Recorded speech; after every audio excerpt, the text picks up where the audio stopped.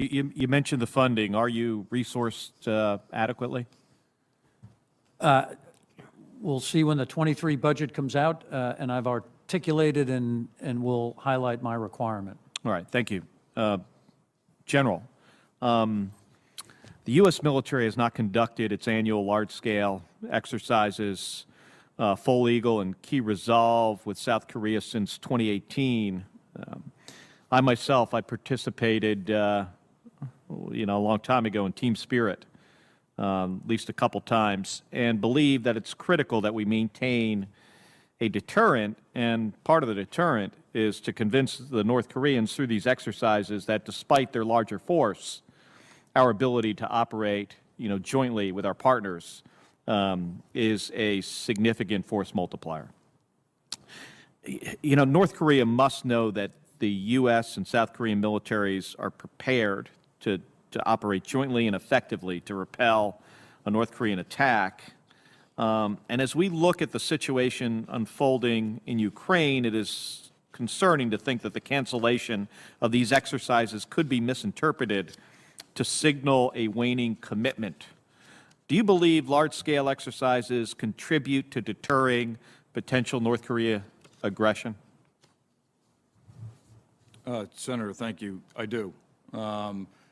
His, in the information space, trying to get us to cancel those exercises and potentially reduce our readiness works in his favor, and he doesn't have to expend any energy. But while we haven't done the field training exercise that you referred to, a Full Eagle, Team Spirit, we have last year, we did do our command post exercise in the spring and the fall, and we are scheduled to do it coming up here in it. We're also training at all levels in the field with our allies. When do you expect to be back to doing a large-scale exercise? That will be determined as the new administration comes in and working with the Minister of Defense going forward. Could you just kind of describe the difference in readiness between pre-2018 and the remaining time? I only have about 30 seconds compared to what it is today, if you can kind of quantify that in a way.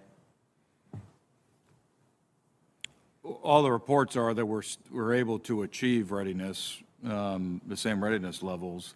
Again, the gold standard is, for me, at the tactical level, are the live fires, and then force on force, we're able to get the Koreans off the peninsula to our combat training centers and to do that training there. As a commander, obviously more is better, but it's hard for me to speak before my time. But your preference is to do the large-scale exercises on the Korean Peninsula? Yes. My preference is to do as much training as possible at all echelons. All right. Thank you, General. Thank you, Senator Kelly. Senator Hawley, please. Thank you, Mr. Chairman. Thank you both for being here. Admiral, it's good to see you again. Thanks for your time a couple of days ago. I want to start with something that the NDAA from last year says, Section 1247 in particular. It says that it's the policy of the United States to maintain the capacity of the United States to resist a fait accompli that would jeopardize the security of the people on Taiwan. And the NDAA also defined that term, fait accompli, to mean the resort to force by the People's Republic of China to invade and seize control of Taiwan before the U.S. can respond effectively. Tell us why it's important for the United States to be able to quickly in order to prevent a fait accompli. Thanks, Senator. Certainly where our forces are positioned, again, a number forward, but much in reserve on the west coast of the United States. Credible combat power placed forward has an extremely valuable deterrent value. A, it can respond with speed. B, it's operating in the area and can rehearse. And ultimately, there's no better training than operating in the space you would fight in. And I just want to underline what you said there about the necessity for our forces to be postured forward. Combat credible forces postured forward. That's what will enable us to respond quickly. Have I got that right? Have I understood your testimony correctly? Yes, sir. Very good.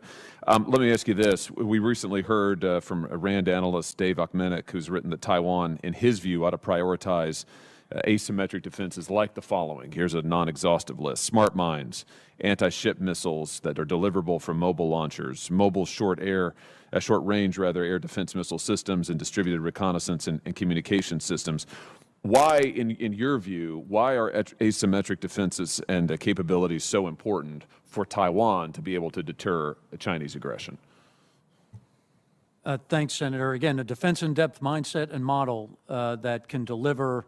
We've heard many cases, the defense of Taiwan being described as a porcupine. Those capabilities allow those effects to be delivered in multiple places at multiple times in multiple ways. So I concur with the capabilities articulated. Let me ask you this. You said earlier today that anything that we could do to bolster the defensive capabilities of Taiwan would be desirable. I think that's so important. I've introduced my own piece of legislation, the Armed Taiwan Act, which authorizes $3 billion annually to accelerate Taiwan's deployment of asymmetric defenses and conditions that aid on Taiwan increasing defense spending and undertaking key defense reforms. Here's a broader question for you. We need Taiwan to strengthen its asymmetric defenses in particular as quickly as possible, don't we? Can you tell us why that is?